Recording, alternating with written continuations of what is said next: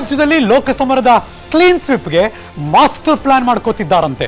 ಹಾಗಾದ್ರೆ master plan ಏನು ಬರ್ತಾ ಇದೆ? ಅದಕ್ಕೆ ಸಂಬಂಧಪಟ್ಟ ಹಾಗೆ ಬ್ರೇಕಿಂಗ್ ನ್ಯೂಸ್. MP ಚುನಾವಣೆಯಲ್ಲಿ ಕಾಂಗ್ರೆಸ್ ಮುಕ್ತ ಮಾಡೋದಕ್ಕೆ ಮೈತ್ರಿ ಪಡೆ ಸಜ್ಜಾಗ್ತಿದ್ದಾರೆ. ಆ ಲಾಜಿಕ್ ಏನು ಅಂತ ಹೇಳ್ತೀವಿ. Breaking news.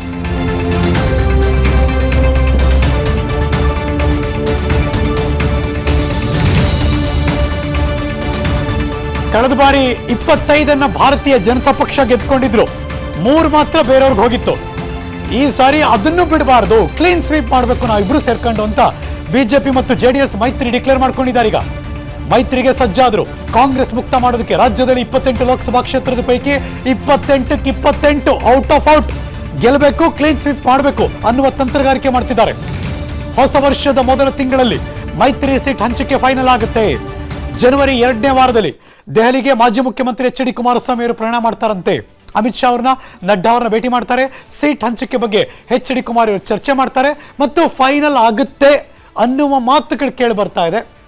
ಆ ಫಾರ್ಮುಲಾ ಏನು ಅನ್ನೋದು ಈಗಿರುವಂಥ ಕುತೂಹಲ.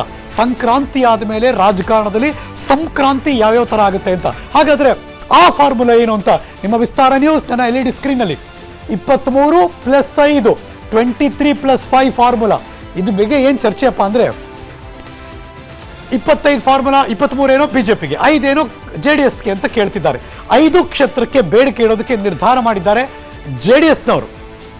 JDSಗೆ 5 ಕ್ಷೇತ್ರ ಬಿಟ್ಟು ಕೊಡೋದಕ್ಕೆ ರಾಜ್ಯ ಬಿಜೆಪಿ ನಾಯಕರು ಈಗ ವಿರೋಧವನ್ನು ವ್ಯಕ್ತಪಡಿಸ್ತಾ ಇದ್ದಾರೆ. 5ಗೆ ಇದೆಲ್ಲ ಆಗಲ್ಲ, ಕಡಿಮೆ ಕೊಡ್ತೀವಿ ನಾವು ಅಂತ. ರಾಜ್ಯದಲ್ಲಿ JDS ಸಂಘಟನೆ ಇಲ್ಲ, ಕೇವಲ 3 ಕ್ಷೇತ್ರದಲ್ಲಿ ಅವರು ಸ್ಟ್ರಾಂಗ್ ಆಗಿದ್ದಾರೆ. ಬಿಕಾಸ್ ನಮಗೆ ಗೊತ್ತು ಅವರು ಸ್ಟ್ರಾಂಗ್ ಆಗಿದ್ದಾರೆ, ಅಲ್ಲಿ ಕೊಡ್ತೀವಿ. ಸೊ ಆ ನೆಗೋಷಿಯೇಷನ್ ನಡೀತಾ ಇದೆ. ಹೆಚ್ಚು ಸ್ಥಾನ ಕೊಟ್ಟರೆ ಪರೋಕ್ಷವಾಗಿ ಕಾಂಗ್ರೆಸ್ಗೆ ಲಾಭ ಆಗ್ಬಿಡ್ಬೋದು. ಇವರಿಬ್ಬರ ಜಗಳ ಇನ್ಯಾರಿಗೂ ಲಾಭ ಆಗ್ಬಿಟ್ರೆ, ಸೊ ಹಾಗಾಗಿ ಅದಾಗೋದು ಬೇಡ. ಲೋಕಸಮರದಲ್ಲಿ 24+4 24+4 ಫಾರ್ಮುಲಾವೇ ಬಹುತೇಕ ಪಕ್ಕಾದಂಗೆ ಕಾಣಿಸ್ತಿದೆ. ಅಂದರೆ 23+3 ಅಂತ ಅವರು, ಇಲ್ಲ 25+3 ಅಂತ ಇವರು, 23+5 ಬೇಡ 23+3 ಅಂತ, ಇಲ್ಲ ನಿಮಗೂ ಬೇಡ ನಮಗೂ ಬೇಡ, ಮಧ್ಯಕ್ಕೆ ಬಂಬೋಣ 24+4 ಈ ಥರ ಲೆಕ್ಕಾಚಾರ ಎಲ್ಲ ನಡೀತಾ ಇದೆ ಅಂತೆ. ನೋಡೋಣ ಏನೇನು ಅಂತ. Let's go live. ನನ್ನ ಸಹೋದ್ಯೋಗಿ ಪೊಲಿಟಿಕಲ್ ಬ್ಯೂರೋ ಮುಖ್ಯಸ್ಥ ಮಾರುತಿ ಪಾವಗಡ ವಿಸ್ತಾರ ನ್ಯೂಸ್ ಡೆಸ್ಕಿಂದ ಲೈವ್ ಜಾಯ್ನ್ ಆಗ್ತಿದ್ದಾರೆ. ಮಾರುತಿ ನಮಸ್ಕಾರ, ಗುಡ್ ಮಾರ್ನಿಂಗ್, ಹೊಸ ವರ್ಷದ ಶುಭಾಶಯಗಳು. ಇವರಿಬ್ಬರ ಮೈತ್ರಿ ಲೆಕ್ಕಾಚಾರ ಯಾವ ಹಂತಕ್ಕೆ ಬಂತು? ಈಗಾಗಲೇ ಏನು ಪ್ರಾಬ್ಲಮ್ ಇಲ್ಲ, ಆ ಥರದ್ದೇನೋ ನಡೀತಾ ಇದೆ ಅಂತ HD ಕುಮಾರಸ್ವಾಮಿ ಅವರು ದೆಹಲಿಯಲ್ಲಿ ಮಾತಾಡಿದ್ದೀನ ನೀವು ಕೇಳಿಸ್ಕೊಂಡಿದ್ದೀವಿ. ಬಟ್ ಹೇಳೋದಷ್ಟು ಸುಲಭ ಅಲ್ಲ ಈ ಥರದ ಬೆಳವಣಿಗೆಗಳು. ಸೊ ಏನಾಗ್ತಾ ಇದೆ ಮಾರುತಿ? ಹರೀಶ್ ನಾಗರಾಜ್, ಹೊಸ ವರ್ಷದ ಹಾರ್ದಿಕ ಶುಭಾಶಯಗಳು. ಜೊತೆಗೆ ವೆರಿ ಗುಡ್ ಮಾರ್ನಿಂಗ್.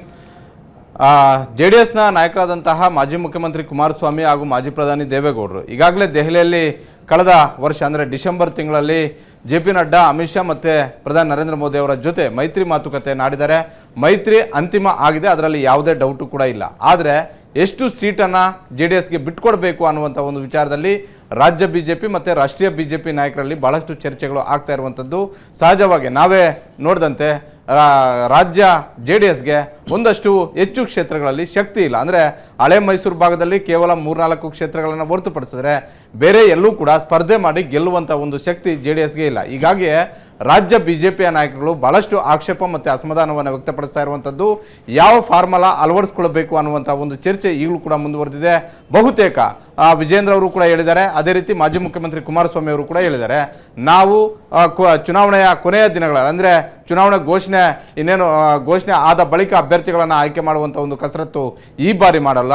JDSನ ನಾಯಕರು ಹೇಳ್ತಾ ಇರುವಂಥದ್ದು, ಈ ಬಾರಿ ಕಾಂಗ್ರೆಸ್ ಇಲ್ಲಿ ಅಸ್ತಿತ್ವ ಇಲ್ಲದಂತೆ ಮಾಡ್ತೀವಿ ಅನ್ನುವಂಥದ್ದು. ಅದೇ ರೀತಿ BJP ಅವರು ಟಾರ್ಗೆಟ್ 20, ಮೈತ್ರಿ ಪಕ್ಷಗಳು ಎರಡೂ ಸೇರಿ ಟಾರ್ಗೆಟ್ 28 ರೀಚ್ ಆಗಬೇಕು ಅನ್ನುವಂಥ ಒಂದು ಲೆಕ್ಕಾಚಾರದಲ್ಲಿ ಇರುವಂಥದ್ದು. ಹೀಗಾಗಿ ಇಬ್ಬರೂ ಕೂಡ ಬಹುತೇಕ 2ನೇ ವಾರದಲ್ಲಿ ಮತ್ತೊಂದು ಸುತ್ತಿನ ಮಾತುಕತೆಯನ್ನು BJP ವರಿಷ್ಠರು ಮತ್ತು ರಾಜ್ಯ JDSನ ನಾಯಕರು ಕೂಡ ಕೂತು ಮಾತನಾಡುವಂಥ ಒಂದು ಸಾಧ್ಯತೆ ಇದೆ.